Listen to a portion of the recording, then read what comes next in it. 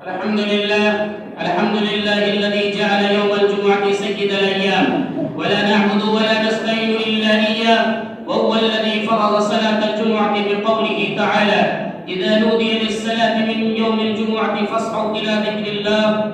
والصلاة والسلام على محمد سيد الأنام، خصوصا على أفضل البشر بعد الأنبياء بالتحقيق، أمير المؤمنين أبي بكر الصديق، وعلى الناطق بالصدق والصواب أمير المؤمنين عمر بن الخطاب، وعلى كامل الحياء والإيقان أمير المؤمنين عثمان بن عفان، وعلى أسد الله الغالب أمير المؤمنين علي بن أبي طالب، وعلى الإمامين الهمامين السعيدين الشهيدين أبي محمد الحسن وأبي عبد الله الحسين، وعلى أمهما سيدة النساء فاطمة الزهراء، وعلى عمه الشريفين المطهرين من الأدناس الحمزة والعباس، وعلى الستة الباقية من العشرة المبشرة، وسائر الصحابة والتابعين رضوان الله تعالى عليهم أجمعين.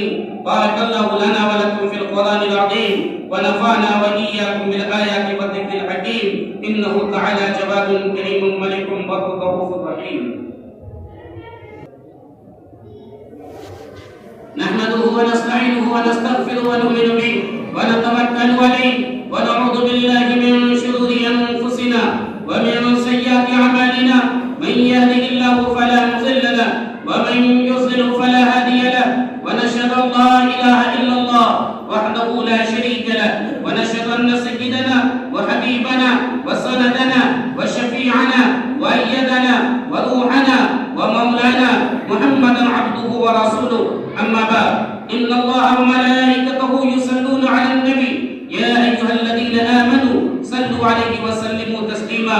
اللهم صل على سيدنا محمد وعطرته بعدد كل ما لم له.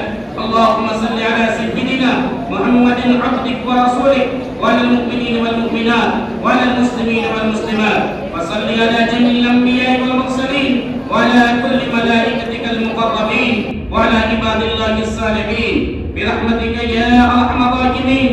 عباد الله رحمكم الله، إن الله يأمر بالعدل والإحسان وإيتاء ذي القربى وينهى عن الفحشاء والمنكر والبغي، يعظكم لعلكم تذكرون.